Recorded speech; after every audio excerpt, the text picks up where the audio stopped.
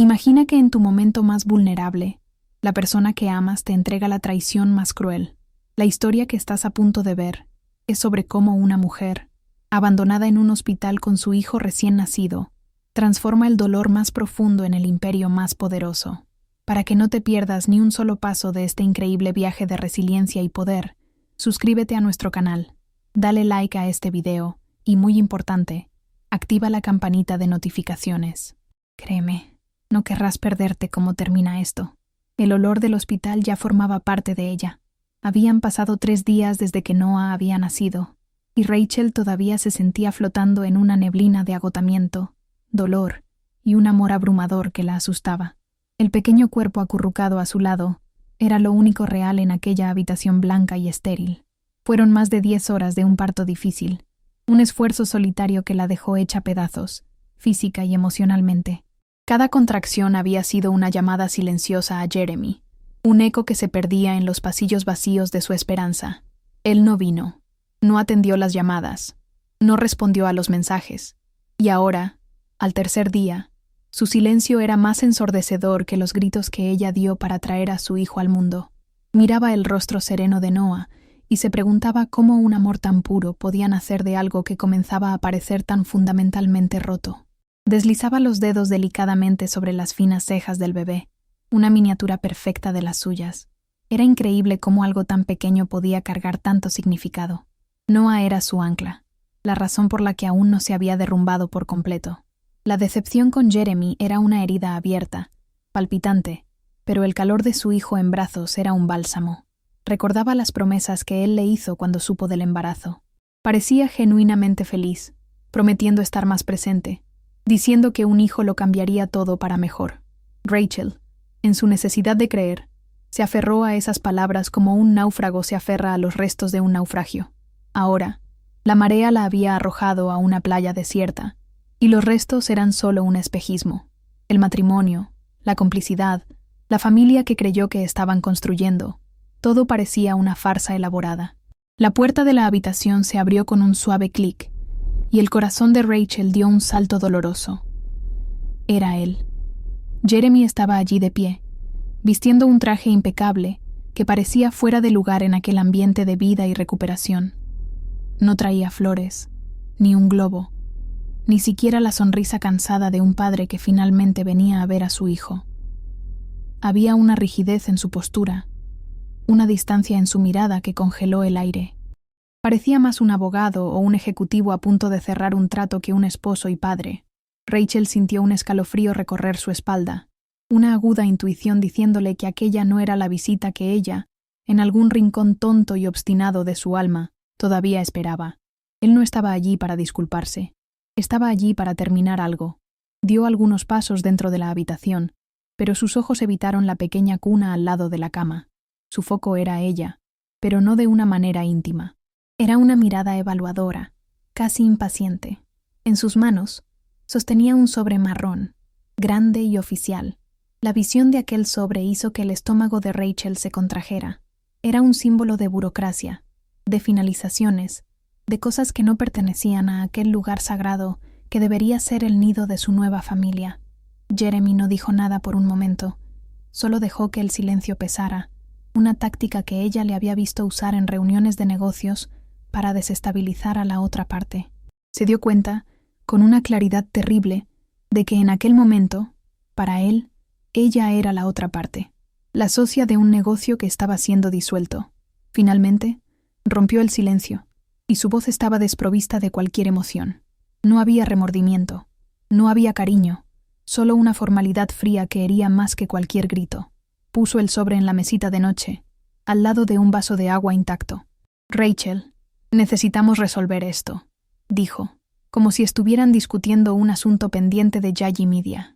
Aquel tono de voz, que ella antes admiraba por su calma y control, ahora sonaba monstruoso. No miró a su hijo, ni por un segundo. La existencia de Noah parecía ser un mero detalle inconveniente en su plan mayor. Rachel sentía el sabor amargo de la bilis subir por su garganta, mientras la mujer que amaba a aquel hombre era brutalmente asesinada dentro de ella, palabra por palabra. Son los papeles del divorcio. Las palabras salieron de su boca con una facilidad cruel, cayendo sobre la habitación silenciosa como una sentencia de muerte. Divorcio. Allí, con su hijo recién nacido, a menos de 1 metro de distancia, con su cuerpo aún adolorido y marcado por la ausencia de él. El shock fue tan intenso que, por un instante, Rachel pensó que iba a desmayarse. El mundo a su alrededor pareció encogerse, enfocándose solo en el rostro impasible de Jeremy y en el sobre marrón que contenía el fin de todo lo que ella conocía. El dolor era físico, una punzada aguda en el pecho que la dejó sin aire. Se sentía reemplazada, desechada, como un objeto que ya no tenía utilidad ahora que el heredero, por alguna razón, ya no era necesario para él. Pero entonces, algo inesperado sucedió dentro de ella. El dolor insoportable no se transformó en lágrimas o súplicas. En cambio, se cristalizó en una frialdad cortante, una claridad que nunca antes había sentido. Era el instinto de supervivencia en su forma más pura. Miró a Jeremy, pero ya no veía al esposo, al compañero, al hombre que un día amó. Veía a un extraño, un hombre débil y egoísta, incapaz de afrontar las consecuencias de sus propias elecciones, toda la humillación, la soledad del parto, la traición que ella ya conocía, todo se fusionó en un único punto de fuerza. No le daría el placer de verla derrumbarse, no allí, no delante de su hijo. La reina en su tablero había sido acorralada, pero no sería derribada. Sin decir una palabra, Rachel extendió la mano, no hacia el sobre, sino hacia el bolígrafo que estaba al lado de su ficha médica en la tabla, con sujetapapeles. Su mano no tembló. Cada fibra de su ser estaba concentrada en ese único movimiento. Recordaba el examen de salud anual de la empresa, meses atrás. El examen que Jeremy ignoró, pero cuyo resultado ella, como gestora de todo, acabó viendo. El diagnóstico que él escondía de todos, quizás hasta de sí mismo, estaba allí, guardado en el fondo de su mente. Y ahora, viendo su prisa por deshacerse de ella, por casarse con Nina, todo tenía un sentido terrible. Él estaba corriendo contra el tiempo, pero esa ya no era su batalla. Su batalla estaba durmiendo pacíficamente a su lado. Su frialdad lo tomó por sorpresa. Jeremy esperaba una confrontación, lágrimas, acusaciones. Había venido preparado para un drama, quizás incluso para sentirse culpable, y luego justificado por la reacción histérica de ella. Pero la calma de Rachel lo desarmó por completo. Había una dignidad en ella que él no reconocía, o tal vez nunca se había molestado en ver. Ella tomó el sobre, sacó los papeles de adentro con una precisión quirúrgica y hojeó hasta la última página, donde el espacio para su firma la aguardaba. No leyó las cláusulas. No importaba. Nada de eso importaba ya. Lo único que importaba era cortar aquel lazo, de una vez por todas, para que ella pudiera empezar a cicatrizar. Firmó su nombre en la línea de puntos. La caligrafía era firme, decidida. Luego, empujó los papeles de vuelta hacia él sobre la mesita. «Está hecho», dijo, y su voz sonó extraña para sí misma, más fuerte de lo que se sentía.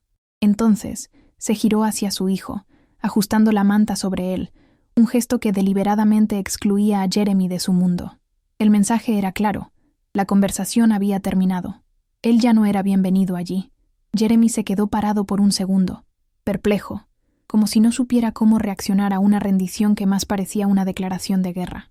Tomó los papeles, le dio una última mirada a la mujer que ahora era una fortaleza impenetrable, y salió de la habitación, cerrando la puerta a la vida que él mismo acababa de destruir. Tan pronto como la puerta se cerró, un silencio profundo y pesado se apoderó de la habitación. No era el silencio de la paz, sino el vacío dejado por una explosión. Rachel no lloró. Las lágrimas parecían un lujo, una emoción que pertenecía a una versión más débil de sí misma, la mujer que esperó por 10 horas en una sala de partos. Miró a su hijo, Noah, que dormía ajeno a la tormenta que acababa de devastar la vida de su madre. En ese instante, sintió una transferencia de energía. Todo el dolor, toda la humillación, todo el amor desperdiciado que antes eran para Jeremy, ahora se convertían en un combustible feroz y protector. Él no solo la había dejado, la había liberado. La jaula dorada en la que vivía, creyendo que era un hogar, había sido forzada, y ahora, aunque asustada, podía ver el cielo. Su primer acto como mujer libre fue tomar el teléfono. No llamó a sus amigas para desahogarse, ni a un abogado para iniciar una guerra. Llamó a su madre. La voz al otro lado de la línea estaba llena de preocupación, preguntando por qué no contestaba, si el bebé estaba bien, si Jeremy estaba allí. Rachel la interrumpió con una calma que se sorprendió a sí misma. «Mamá, te necesito. Trae ropa cómoda para mí y para Noah. Nos vamos a casa mañana». No hubo explicación, ni detalles de lo ocurrido. Su madre, sintiendo la determinación inquebrantable en la voz de su hija, no hizo más preguntas. Solo dijo que estaría allí al amanecer. Colgar esa llamada fue el primer paso en un camino que ella construiría sola, ladrillo a ladrillo, con la fuerza que solo una madre abandonada conoce. Dejar el hospital al día siguiente fue un acto simbólico. No salió por la puerta principal como la esposa orgullosa de un empresario, con el marido cargando el portabebés. Salió por la de atrás, con su madre a su lado, y Noah seguro en sus brazos, como una fugitiva dejando atrás el escenario de un crimen. Cada paso fuera de aquel edificio era un paso lejos de la vida que la había roto. El aire fresco de la calle nunca pareció tan significativo. Respiró hondo, no como un suspiro de alivio, sino como la primera respiración de un pulmón nuevo. El mundo parecía diferente, más nítido y peligroso, pero también suyo. Por primera vez en 4 años, no era la señora Cowens, era Rachel Chen, y eso era todo lo que importaba. Al llegar al apartamento que un día llamó hogar, la sensación de alienación fue inmediata. Los muebles caros, las fotos de la boda en la pared, todo parecía pertenecer a otra persona. No se permitió un momento de nostalgia o tristeza. En cambio, actuó con una eficiencia casi militar. Mientras su madre cuidaba de Noah, Rachel se sentó en la mesa del comedor, el centro de su antiguo universo doméstico, y comenzó a desmantelar su vida pasada. La primera acción fue bloquear el número de Jeremy y todos sus perfiles en redes sociales. Luego, llamó a una corredora de bienes raíces de lujo. «Quiero venderlo todo», dijo ella. «El apartamento, los muebles, el arte, todo». La mujer al otro lado de la línea se quedó en silencio por un instante, impactada, pero la firmeza en la voz de Rachel no dejaba espacio para cuestionamientos. Los días siguientes fueron un borrón de actividad calculada. Rachel se movía por el apartamento como un fantasma con una tabla sujetapapeles, catalogando cada objeto, cada regalo que un día simbolizó amor y que ahora era solo un activo a ser liquidado. No sentía dolor al ver el collar que él le había dado en el primer aniversario de bodas, o el sofá donde planearon el futuro. Sentía solo una urgencia fría por borrar todos los vestigios de aquella existencia. Era un exorcismo. Cada artículo vendido, cada caja vaciada, era un pedazo del pasado siendo arrancado y descartado. Su madre la observaba con una mezcla de preocupación y admiración, viendo a su hija transformarse ante sus ojos, el dolor siendo forjado en una armadura de pragmatismo. Mientras el proceso de venta se llevaba a cabo, Rachel ya buscaba un nuevo lugar, pero sus criterios habían cambiado drásticamente. Ya no buscaba una vista deslumbrante o un diseño moderno para impresionar a invitados.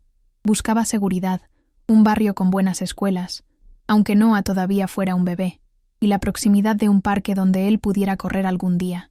Estaba pensando a largo plazo, construyendo una fortaleza para ellos. Encontró un apartamento más pequeño, pero acogedor, en una zona residencial tranquila. Era un lugar que no gritaba éxito, sino que susurraba hogar.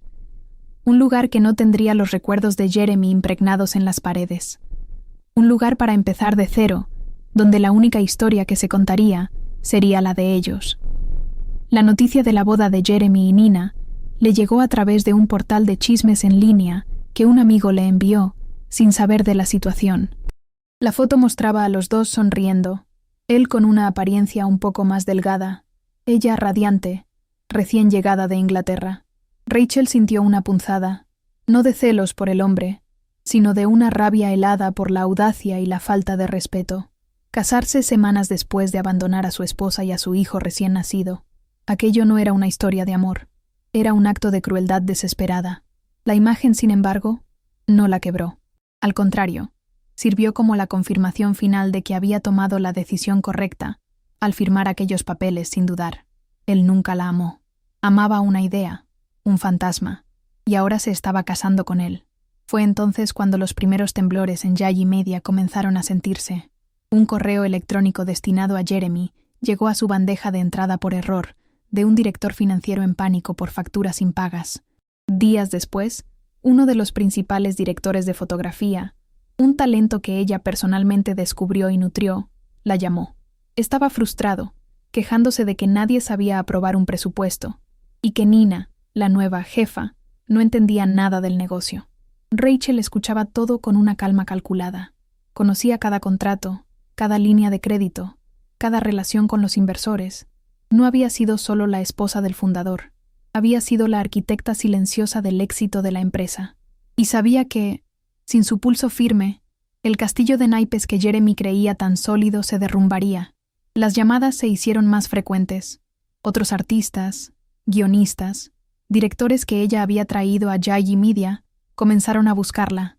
Las quejas eran las mismas: desorganización, amateurismo, proyectos paralizados. Nina, tratando de ocupar un lugar que no le correspondía, estaba ahuyentando a los talentos con su inexperiencia y arrogancia. Jeremy, probablemente ya sintiendo los efectos de la enfermedad y enfocado en su nueva vida, estaba ausente. Rachel no ofrecía soluciones, no hacía promesas, solo escuchaba, tomaba nota mentalmente y expresaba su solidaridad. Estaba actuando como una general paciente, observando al ejército enemigo autodestruirse desde adentro, mientras reunía información y esperaba el momento adecuado para mover sus piezas en el tablero. Una noche, mientras acunaba a Noah para que volviera a dormir, la idea surgió con la fuerza de una revelación. La luz de la ciudad entraba por la ventana de su nuevo apartamento, iluminando el rostro sereno de su hijo. Sobrevivir no era suficiente. Necesitaba construir un legado para él, uno que fuera suyo, forjado con su propio nombre y su propio sudor. El nombre vino a su mente, claro y poderoso: Chen Yayi Media. Chen, su apellido, su identidad. Yayi, un guiño a su herencia y fuerza. No sería una venganza ruidosa, sino una afirmación de competencia. Tomaría a los talentos que ella misma había descubierto, a los artistas que confiaban en ella, y les daría un nuevo hogar. Un lugar construido sobre la base sólida de la confianza y el profesionalismo que Yayi Media había perdido.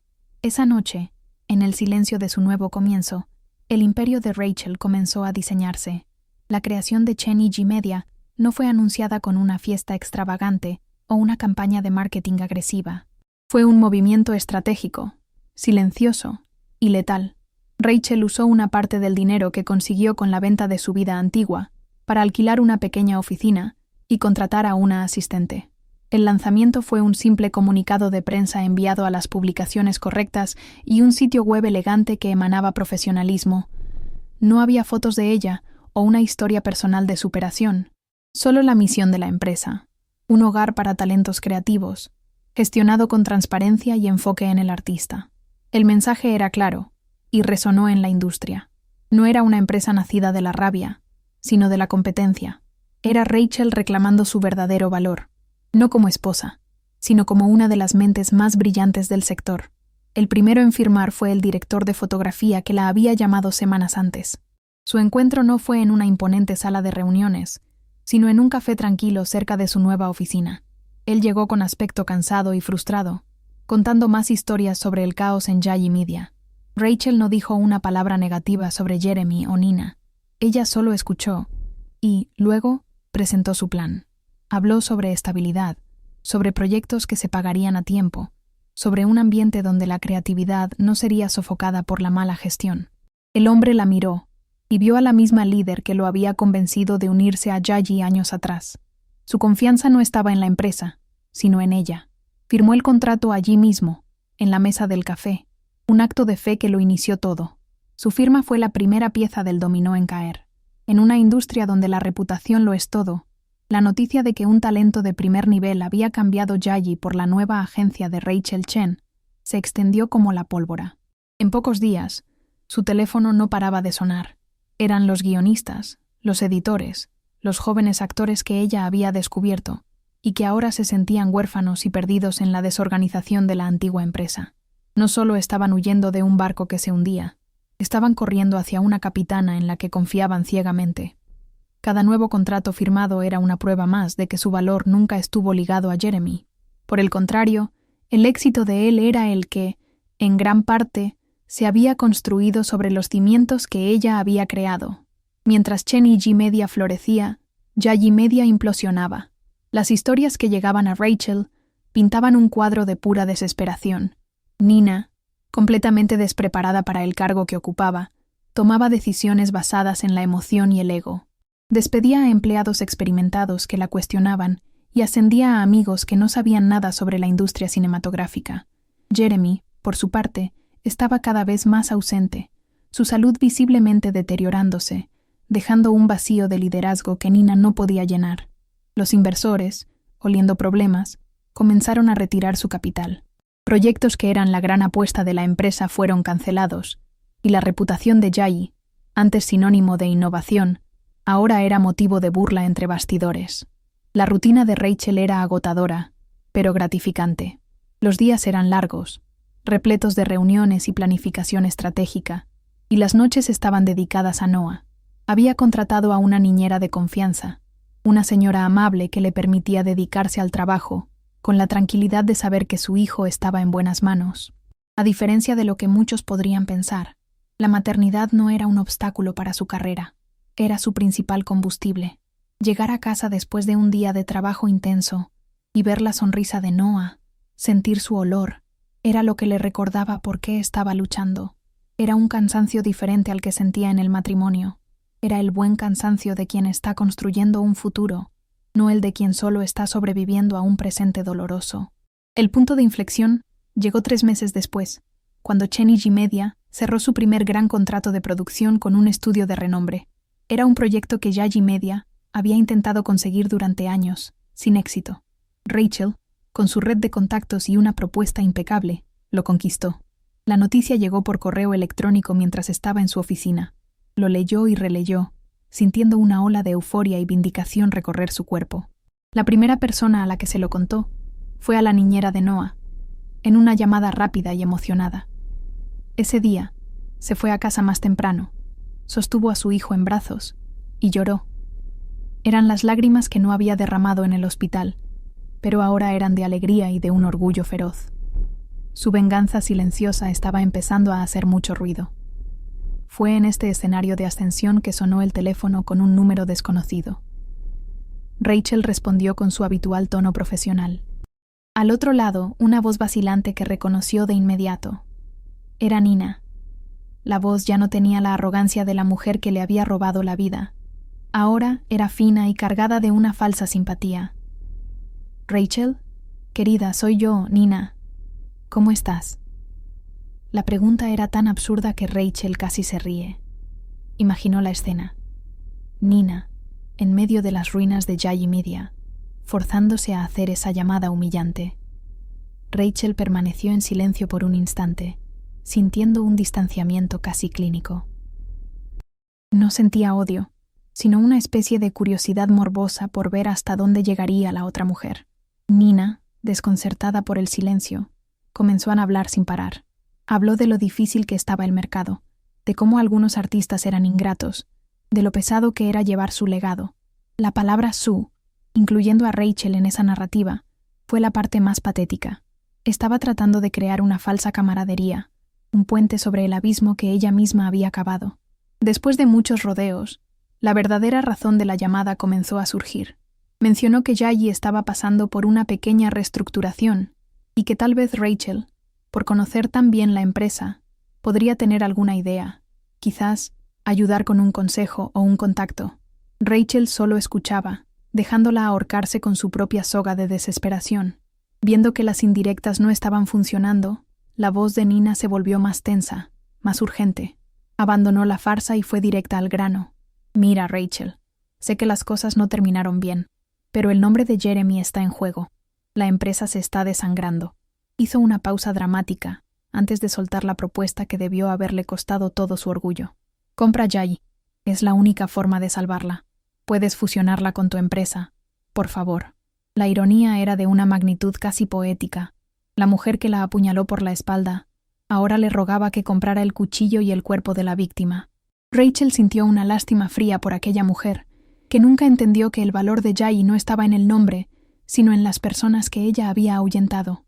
Rachel respiró hondo, no con rabia, sino con la calma de quien sostiene todas las cartas de la baraja. Su respuesta fue baja, clara y devastadora, no por ser cruel, sino por ser la más pura y simple verdad. Nina, comenzó, y el uso del primer nombre sin ningún término afectuoso sonó como una cuchilla. ¿Por qué compraría una empresa en quiebra, endeudada y sin reputación, cuando todos los talentos que un día la hicieron valiosa ahora trabajan para mí? Hizo una pausa, dejando que el peso de sus palabras se asentara. Yay y media, sin las personas que yo traje, no es un legado. Es solo un edificio con deudas. Yo no compro edificios con deudas, Nina. Yo construyo imperios. El silencio al otro lado de la línea fue la respuesta más elocuente que podría haber recibido. Colgarle el teléfono a Nina no le trajo a Rachel una ola de euforia o de placer vengativo. Lo que sintió fue algo mucho más profundo y sereno, un sentimiento de cierre. Era como cerrar la última página de un libro largo y doloroso. Se reclinó en la silla de su oficina, un espacio que ella misma había elegido y decorado, y miró la foto de Noah sonriendo en su escritorio. El mundo que estaba construyendo, antes un proyecto de supervivencia, ahora se sentía sólido, real y, sobre todo, suyo. Los fantasmas de Jeremy y Nina ya no tenían poder allí. Ya no eran los protagonistas de su tragedia, sino meros comparsas en su historia de ascenso. La verdadera victoria no fue humillar a Nina, fue darse cuenta de que ella ya no importaba. De alguna manera, la historia de la oferta de compra y de la negativa de Rachel se filtró a la prensa del sector. Tal vez fue un intento desesperado de Nina de pintar a Rachel como una villana despiadada. Si esa fue la intención, el tiro le salió por la culata de forma espectacular. La industria no vio a una mujer vengativa, vio a una líder de negocios astuta e inquebrantable. La narrativa que se formó fue la de una visionaria que se negó a salvar la mala gestión de sus competidores, consolidando su propia empresa como el nuevo estándar de excelencia. La reputación de Rachel, que antes era opacada por el apellido Cowens, ahora brillaba sola. Ya no era la exesposa, era la Chen, de Chen Yiji Media, y su nombre se había convertido en sinónimo de poder e integridad. En medio del torbellino del trabajo, la vida de Rachel encontraba su centro en momentos de una simplicidad casi banal. Llevar a Noah al parque al final de la tarde era uno de esos rituales sagrados. Mientras observaba a su hijo dar sus primeros pasos vacilantes en el césped, sentía una ola de gratitud tan intensa que llegaba a doler. Cada risa de Noah, cada vez que señalaba a un perro con sus deditos, era una reafirmación de que estaba en el camino correcto. Contrastaba la paz de ese momento con las cenas tensas y silenciosas de su vida de casada, y la diferencia era abismal. El éxito en los negocios era la armadura que la protegía, pero esos momentos con su hijo eran el alma que la armadura guardaba. Cierto día, un número desconocido llamó a su móvil. Estuvo a punto de ignorarlo, pensando que era un vendedor, pero algo la hizo contestar. Una voz débil y ronca al otro lado dijo su nombre, y el suelo pareció desaparecer bajo sus pies. Era Jeremy, pero no era el Jeremy de voz firme y controlada que ella conocía. Era la voz de un hombre enfermo, frágil. Cada palabra parecía exigir un esfuerzo inmenso. El sonido de esa fragilidad la golpeó de una forma que ninguna agresión jamás consiguió. La realidad de su enfermedad, que hasta entonces era una información abstracta, un hecho que guardaba en un rincón de su mente, se volvió palpable y aterradora a través de esa simple llamada. La conversación comenzó con él preguntando por Noah. Las preguntas eran vacilantes, casi tímidas. ¿Él ya camina? ¿Dice alguna palabra? Había un hambre desesperada en su voz, el hambre de un hombre que se da cuenta tardíamente del banquete que abandonó para perseguir migajas. Rachel sintió un nudo formarse en su garganta. Una parte de ella, la parte que fue humillada en el hospital, quería gritar, decir que no tenía derecho a hacer esas preguntas, pero otra parte, la madre de su hijo, sentía una punzada de una emoción compleja, algo que se asemejaba a la lástima. Ya no era el monstruo de su memoria, era solo un hombre patético, ahogándose en sus propios arrepentimientos. Respondió a sus preguntas de forma monosilábica, factual, sin dar ninguna brecha para la intimidad. Sí, camina. Está bien. Su voz era pulcra, distante, la misma voz que usaba con un proveedor con el que no quería cerrar un trato. Construyó un muro de profesionalismo alrededor de sus emociones, negándose a ofrecerle consuelo o absolución alguna. Ella era la guardiana del mundo de Noah, un mundo que luchó por mantener seguro y feliz. Jeremy, con su dolor y su remordimiento, era una amenaza para esa paz. Había perdido el privilegio de participar en esa felicidad el día que eligió no aparecer en el hospital. No podía simplemente llamar y pedir ser incluido en el capítulo final. Al percibir la muralla, su desesperación aumentó. La conversación cambió de Noah a él mismo. «Me equivoqué, Rachel», dijo, con la voz entrecortada. «Lo sé ahora. Cometí el mayor error de mi vida». Las palabras que ella un día soñó escuchar, que creyó que la curarían, ahora sonaban huecas y egoístas. El narrador dentro de la cabeza de Rachel era implacable. Su arrepentimiento no era por ella, no por el dolor que le había causado. Era un lamento por sus propias pérdidas, por su salud que se desvanecía, por la empresa que se convirtió en polvo, por el hijo que nunca conocería. No le estaba pidiendo perdón a ella, le estaba pidiendo perdón al espejo, y quería que ella lo validara. Entonces vino la petición que ella sabía que estaba por llegar, la pregunta que pondría a prueba toda su resolución. «¿Puedo verte? Por favor, solo por un momento. Necesito ver a Noah». La imagen del hospital volvió a su mente con una claridad violenta. La habitación estéril, el bebé recién nacido, el sobre marrón sobre la mesa. Aquel hombre había tenido su oportunidad. Tuvo la oportunidad de ser un padre, un esposo, y la cambió por un fantasma. Permitir que entrara en sus vidas ahora no sería un acto de compasión, sino un acto de traición contra sí misma y contra la estabilidad que tanto luchó por construir para su hijo. La respuesta era simple, era la única respuesta posible. No. La palabra salió de su boca, firme y final. No había rabia en su tono, solo una certeza inquebrantable. «No, Jeremy, eso no va a suceder». No necesitaba enumerar sus pecados o justificar su decisión. El poder de su no residía en su simplicidad. «Tenemos una vida buena y tranquila ahora», continuó, su voz calmada, pero cortante como el cristal. «No voy a permitir que tu culpa perturbe la paz de mi hijo. Tomaste tu decisión en aquel hospital. Ahora vive con ella». Cada palabra era un ladrillo más en el muro que lo separaba de ella y de Noah. Un muro que él mismo la había forzado a construir. Al colgar el teléfono, la mano de Rachel temblaba, no de miedo, como la primera vez, sino de una adrenalina que provenía de la afirmación de su propio poder.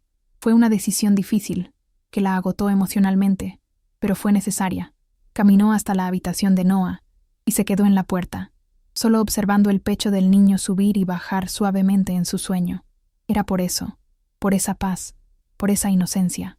Rechazar la petición de Jeremy no fue un acto de venganza, fue el acto supremo de protección.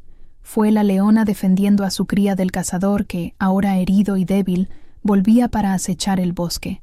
Estaba eligiendo el presente de ellos en detrimento del pasado de él, y esa elección era sagrada. La negativa de Rachel, sin embargo, no quedó contenida en esa llamada. Jeremy, en su creciente desesperación, comenzó a usar las pocas armas que le quedaban, amigos en común y parientes lejanos. El teléfono de Rachel comenzó a sonar con mensajes de personas que no tenían la menor idea de la profundidad de su herida. Las frases eran siempre variaciones del mismo tema. «Se está muriendo, Rachel. Ten un poco de compasión». O «Piensa en tu hijo. Él querrá saber que perdonaste a su padre». Cada llamada era un pequeño corte, un intento de hacerla sentir culpable por proteger la paz que ella misma había construido. La sociedad parecía tener un guión listo para mujeres como ella, un guión que exigía perdón y abnegación, independientemente del crimen cometido contra ellas. Esta presión externa comenzó a corroer la muralla de tranquilidad que había erigido. No dudaba de su decisión, pero sentía una rabia creciente por ser una vez más la persona encargada de gestionar los sentimientos y el legado de Jeremy. ¿Por qué la responsabilidad de la compasión caía siempre sobre los hombros de la víctima? Una tarde, después de una llamada particularmente insistente de una prima de Jeremy, casi arrojó el móvil contra la pared. Se sentía acorralada por la expectativa de que debía ser la persona superior, la santa que ofrece la otra mejilla. No quería ser superior. Solo quería que la dejaran en paz, en su mundo seguro, con su hijo, lejos de la sombra del hombre que intentó destruirla. En una noche particularmente difícil, se desahogó con su madre, que estaba ayudando a acostar a Noah. Le contó sobre las llamadas, sobre la presión, sobre la rabia que sentía. Su madre la escuchó en silencio, sin interrumpir. Cuando Rachel terminó, los ojos de su madre estaban llenos de una comprensión feroz. «No le debes nada, hija mía», dijo, con voz firme. «Tu única obligación es con este niño y con tu propia felicidad. No dejes que nadie te diga cómo debes sentir o qué debes hacer. Tu dolor fue real. No lo deshonres ahora para consolar al hombre que lo causó». Aquellas palabras fueron como un bálsamo, un permiso para que ella sintiera lo que sentía, sin culpa. A pesar del apoyo de su madre, la situación alcanzó un nuevo nivel unos días después. La llamada no vino de un amigo o pariente, vino de una enfermera, de un número identificado como de un centro de cuidados paliativos. La voz de la mujer era amable, profesional y directa. «Señora Chen, soy la enfermera responsable del señor Cowens. No le queda mucho tiempo». Y la llama constantemente, su nombre y el del niño. Esta llamada era diferente. No contenía juicio ni presión emocional. Era un hecho, una actualización fría y clínica que hacía la muerte de Jeremy inminente e ineludible. Ya no estaba simplemente enfermo, estaba muriendo activamente, y su último deseo consciente era ella. Esa noche, Rachel no pudo dormir. Con Noah durmiendo tranquilamente en su cuna, se sentó en la sala oscura, mirando las luces de la ciudad, y pensó en el hombre que la humilló, que la cambió, que la abandonó. No había amor allí, ni siquiera una pizca de perdón. Pero entonces, su pensamiento se volvió hacia el futuro. Imaginó a Noah con 15 años, preguntando por su padre. ¿Cómo era? ¿Cómo murió? ¿Estuviste allí, mamá? ¿Qué historia le contaría? La historia de una madre que, por orgullo o por dolor, se negó a ver a un padre arrepentido en su lecho de muerte. La decisión de ir no comenzó a formarse por él, fue por Noah, para que un día ella pudiera contarle la historia completa, sin cabos sueltos, sin que él pudiera imaginar que su madre había sido cruel. Decidió que iría, pero sería en sus propios términos. Llamó a la enfermera al día siguiente y estableció sus condiciones con la misma precisión con la que cerraba un contrato. Iría sola. Noah no pisaría ese lugar. No sería expuesto a la tristeza y a la enfermedad. No iría como una exesposa en duelo, ni como un ángel del perdón. Iría como un testigo, una persona que necesitaba ver el capítulo final para poder pasar la página para siempre. No iba para darle paz. Iba para encontrar la suya propia, la paz de saber que había hecho todo lo necesario, no por él, sino por la integridad de la historia que le contaría a su hijo. El olor del centro de cuidados paliativos era una mezcla de antiséptico y una tristeza silenciosa. Era un lugar de esperas, un pasillo hacia el final. Al caminar por los pasillos silenciosos, Rachel sentía un nudo de pavor formándose en su estómago. Cada paso la alejaba más de su mundo vibrante de negocios y de la alegría de su hogar, y la acercaba al fantasma de su pasado. Mantuvo la postura erguida, el rostro una máscara de neutralidad. No era la Rachel que lloró sola en el parto, era la CEO de Chen EG Media, y estaba allí para una última e inevitable reunión de cierre. Cuando la enfermera la guió dentro de la habitación, el shock fue visceral. El hombre en la cama no era Jeremy. Era una versión esquelética y frágil de él, la piel amarillenta pegada a los huesos. El cabello, antes espeso y bien cortado, era ahora ralo y sin vida. El poder, la arrogancia, la belleza que un día la cautivaron, todo había sido consumido por la enfermedad, dejando atrás solo la cáscara de un hombre. Su decadencia física era un espejo de su decadencia moral, y la visión fue tan impactante que Rachel contuvo la respiración involuntariamente. Era la imagen final y terrible de una vida de malas elecciones. Estaba despierto, y sus ojos, hundidos en el rostro demacrado, encontraron los de ella. En ese instante, un torrente de emociones pasó por su mirada. Alivio, vergüenza, gratitud y un arrepentimiento tan profundo que era casi palpable. Sus labios se movieron, pero solo un susurro débil salió. Rachel, una de sus manos, delgadas y temblorosas, con una aguja de suero clavada, se levantó en el aire, extendiéndose en su dirección. Era una petición muda de contacto, de consuelo, de una conexión que él mismo había destruido de forma tan espectacular. Ese era el momento, la confrontación final que necesitaba enfrentar. Rachel permaneció quieta, a una distancia segura de la cama, No se movió para tomar su mano. Su presencia física en la habitación era la única y última concesión que haría. Miró a esa figura patética y entendió. Aquel hombre no era el monstruo que acechaba sus memorias. Era solo un hombre débil que estaba pagando el precio más alto. Pero eso no lo hacía merecedor de su consuelo. No estaba allí para aliviar su sufrimiento o para ofrecerle una absolución de última hora. Estaba allí para escuchar, para cerrar el ciclo. Su calma, su silencio, su distancia calculada eran su respuesta final. Era la roca contra la cual las últimas olas de la vida de él se romperían. Finalmente, Jeremy reunió fuerzas para hablar, y las palabras salieron en un susurro arrastrado, una confesión derramada en el aire estéril de la habitación. Lo admitió todo. Habló de Nina no como una mujer real, sino como un sueño de juventud, una idealización que nunca tuvo el coraje de abandonar. La llamó luz de la luna, un brillo pálido y distante que pasó toda su vida persiguiendo, incluso cuando tenía el sol a su lado.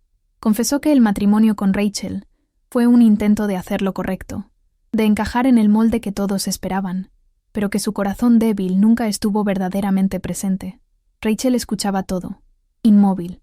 No era una esposa escuchando una disculpa. Era una jueza escuchando al reo finalmente confesar sus crímenes. Luego habló de ella, de Rachel, con la claridad que la muerte inminente parece traer. Finalmente vio lo que había tenido. Admitió su inteligencia, su fuerza, la competencia que construyó Yagi Media desde cero mientras él recogía los laureles.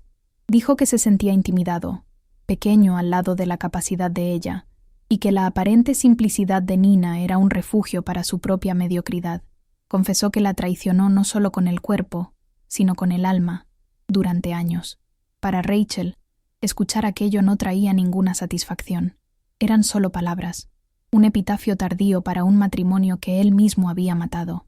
Su validación ya no tenía valor, pues ella ya había aprendido a validarse sola. El momento más difícil de la confesión fue cuando habló sobre el nacimiento de Noah. Las lágrimas que ya no tenía fuerza para derramar sonaban en su voz ronca. Admitió que entró en pánico con la noticia del embarazo. La realidad de ser padre, de tener una responsabilidad inaplazable, fue demasiado para su cobardía.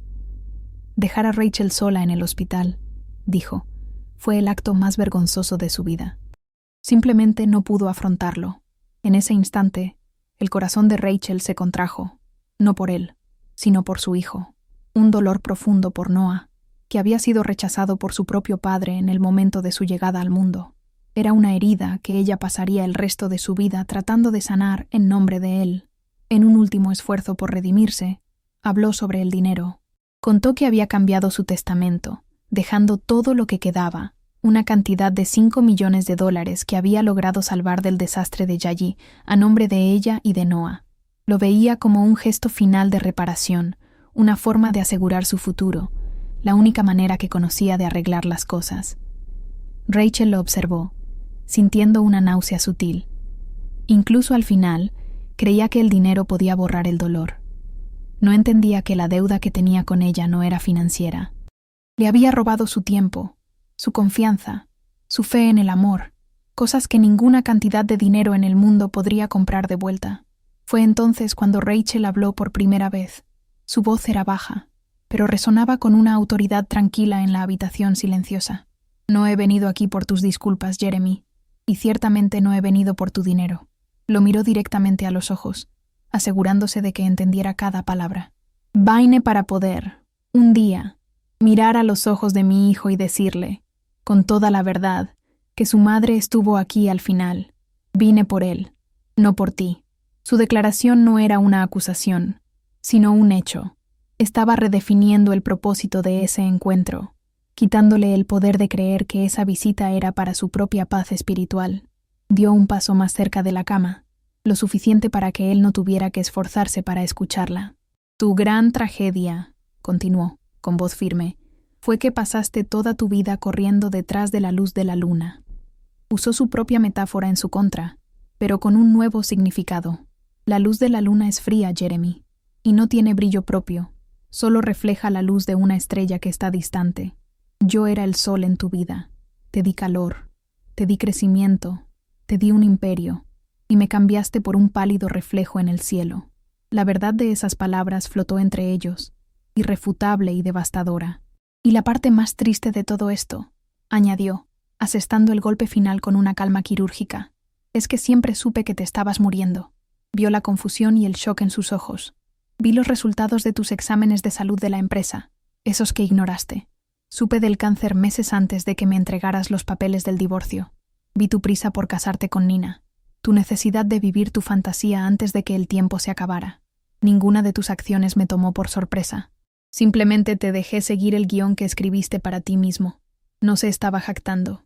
Solo le estaba devolviendo la verdad desnuda y cruda de su propia historia. La revelación lo golpeó con la fuerza de un impacto físico. El poco color que quedaba en su rostro desapareció. La miró ya no como a una ex esposa a la que necesitaba pedir perdón, sino como a una fuerza de la naturaleza que nunca comprendió. Todo su drama, su traición, su huida, todo había sido observado por ella con un conocimiento previo que él jamás imaginó. No solo había sido un mal esposo y un padre ausente, había sido un tonto, completamente predecible en su tragedia, superado en cada movimiento por la mujer que arrogantemente consideraba segura. Su autocompasión finalmente se quebró, reemplazada por la claridad insoportable de su propia insignificancia. Rachel entonces ofreció su declaración de cierre. «Noah y yo estaremos bien», dijo, su voz ahora un poco más suave, pero aún firme. «He construido una vida para nosotros, una vida buena, fuerte y feliz, una vida que no necesita tu dinero ni tu nombre». Lo miró por última vez, al hombre que había sido su mayor error, y paradójicamente, el catalizador de su mayor fuerza. «Encuentra la paz que puedas, Jeremy». No era un deseo de felicidad, ni un perdón, era una dispensa. Un acto final de liberarse a sí misma, de soltar la última ancla que la ataba a ese pasado. Sin esperar una respuesta, se dio la vuelta y caminó hacia la puerta. No miró hacia atrás. Cada paso era firme, resonando en el silencio de la habitación. Abrió la puerta y salió, dejándolo atrás con sus memorias y la abrumadora verdad de sus elecciones. Al salir del edificio del Centro de Cuidados Paliativos y sentir la luz del sol real en su rostro, Rachel respiró hondo. El aire pareció más limpio, más ligero.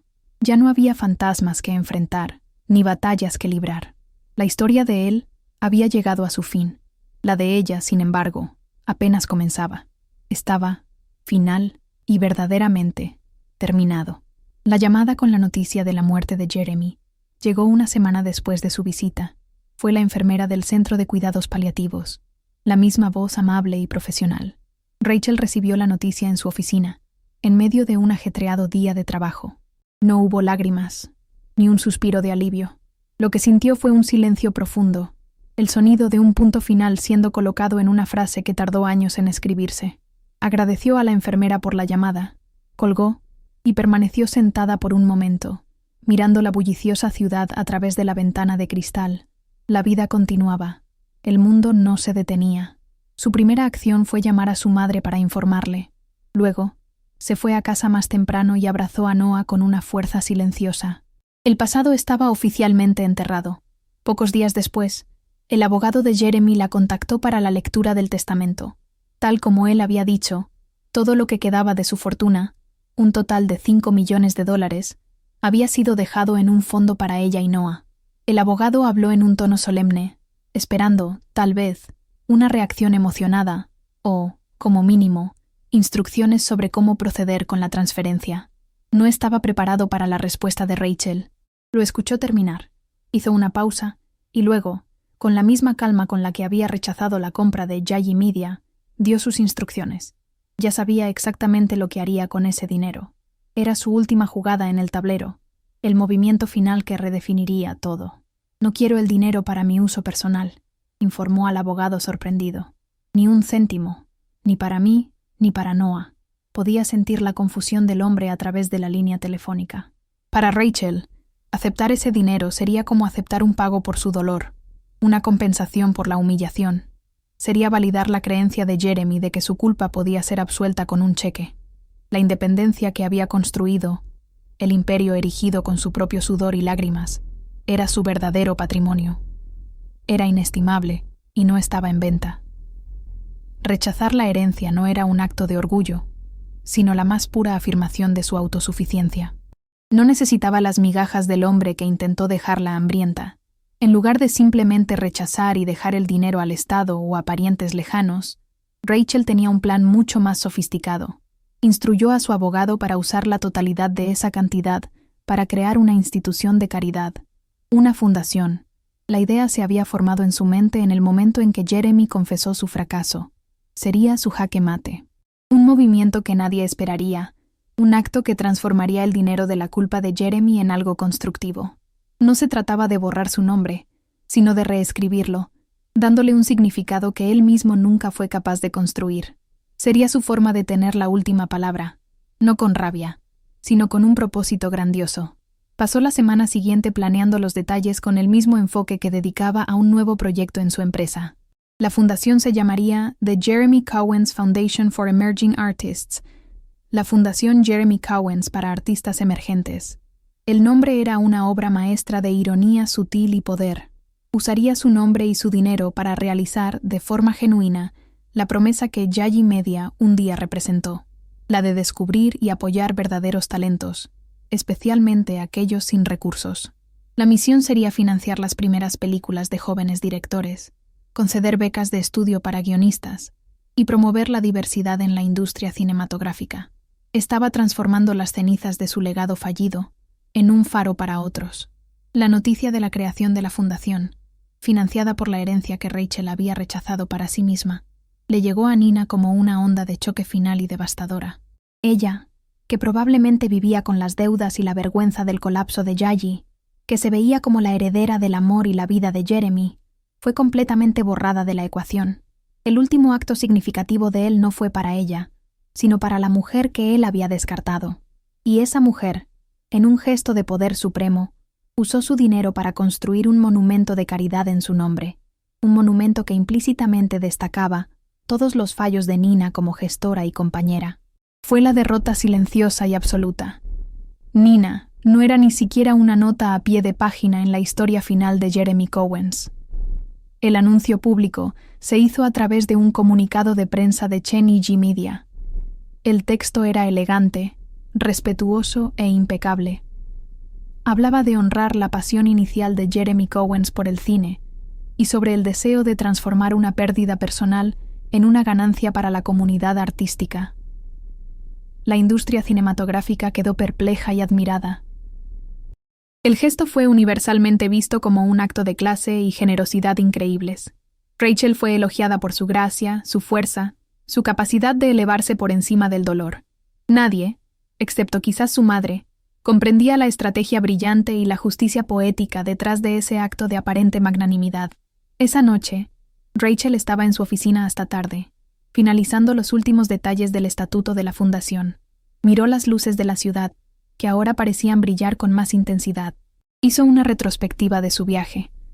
La joven esposa ingenua, la mujer traicionada, la madre abandonada en el hospital, la CEO implacable y ahora, la filántropa. Las diferentes versiones de sí misma ya no parecían ser personas diferentes, sino facetas de la misma mujer, forjadas y endurecidas en el fuego. No sentía euforia, ni el dulce sabor de la venganza. Sentía una paz profunda y duradera, la paz de quien ha puesto cada cosa en su debido lugar. Un año después, Rachel estaba sentada en la audiencia de un pequeño festival de cine independiente. En el escenario, una joven directora, con lágrimas en los ojos, agradecía a la Fundación Jeremy Cowens por haber financiado su primera película, que acababa de ganar el premio principal. Rachel observaba desde el fondo, con una sonrisa discreta en el rostro. No subió al escenario, no dio entrevistas. Su nombre apenas fue mencionado. Y era exactamente así como ella quería. Su satisfacción no provenía del reconocimiento público, sino de ver el resultado de su trabajo, de saber que su poder ahora servía para levantar a otras personas, un contraste directo con el egoísmo que tanto la había herido. Mientras la joven directora hablaba, Rachel sacó el móvil y miró la foto en la pantalla de bloqueo. Era Noah, ahora un niño de casi 2 años, riendo en un columpio en el parque. Ese era su verdadero premio, su verdadero legado. Chen Media, la Fundación Cowens. Todo aquello eran solo las murallas y los jardines del castillo, que había construido para protegerlo y asegurar su futuro. La historia de Jeremy Cowens estaba concluida, sellada y archivada, pero la historia de Rachel Chen y de su hijo se escribía cada día, con tinta vibrante y en páginas que solo miraban hacia adelante, hacia el sol que siempre salía después de la más oscura de las noches. La vida de Rachel, ahora, se había asentado en un ritmo que era a la vez pacífico y vibrante. Las mañanas ya no comenzaban con la urgencia de demostrar algo al mundo, sino con la voz de Noah llamándola desde la habitación de al lado. La rutina de preparar el desayuno, de negociar qué dibujos animados ver, de limpiar la mermelada que inevitablemente caía al suelo, era una forma de caos que ella abrazaba con gratitud. Era real. Esta domesticidad desordenada y feliz era el antídoto para la perfección fría y estéril de su vida de casada.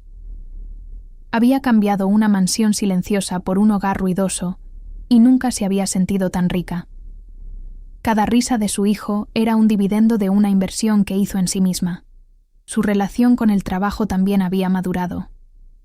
La llama de la ambición que antes era alimentada por la rabia y la necesidad de venganza, ahora ardía con un calor diferente, más constante y acogedor. Todavía era una CEO formidable, respetada y, a veces, temida en la industria, pero su motivación había cambiado. El placer ya no venía de derrotar a competidores, sino de construir carreras.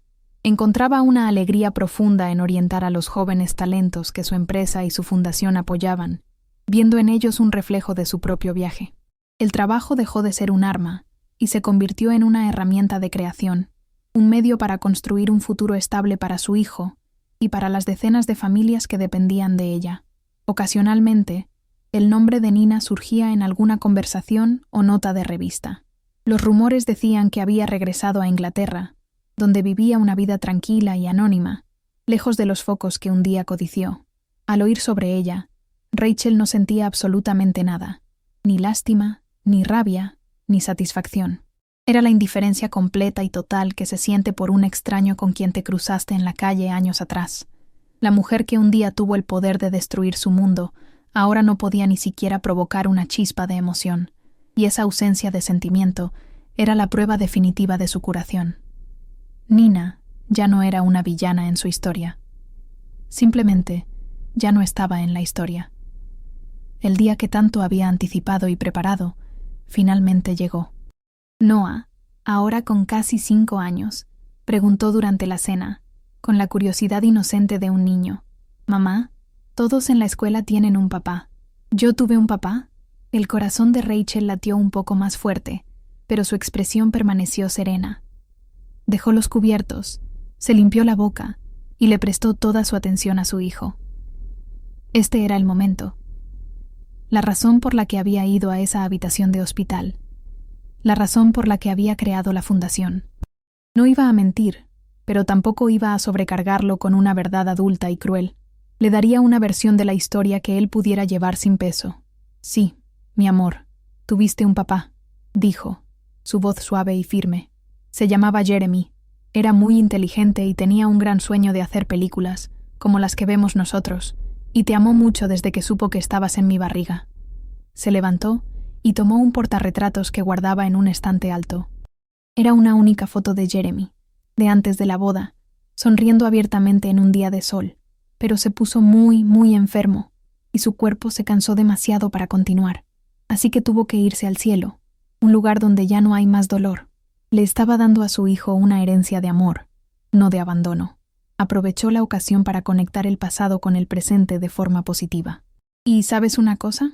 Como le encantaba tanto hacer películas, mamá usó un regalo que nos dejó para crear un lugar muy especial, la fundación. Es un lugar que ayuda a otras personas, que también tienen grandes sueños, a hacer sus propias películas. Así que, de alguna manera, el sueño de tu papá sigue vivo y ayuda a mucha gente. Los ojos de Noah brillaron con la comprensión. Su padre no era una ausencia, sino un legado, un sueño que continuaba. Rachel había transformado la historia de una herida en una historia de propósito. Con el paso del tiempo, Rachel se dio cuenta de que su corazón, antes una fortaleza cerrada, comenzaba a mostrar pequeñas grietas de luz. No buscaba activamente una relación, pero tampoco huía ya de ella. Había un arquitecto, padre de un compañero de escuela de Noah, con quien conversaba a veces a la salida. Las conversaciones eran fáciles, sobre trabajo, hijos, las trivialidades de la vida. Él la miraba no como la poderosa CEO o la mujer de una historia trágica, sino simplemente como Rachel.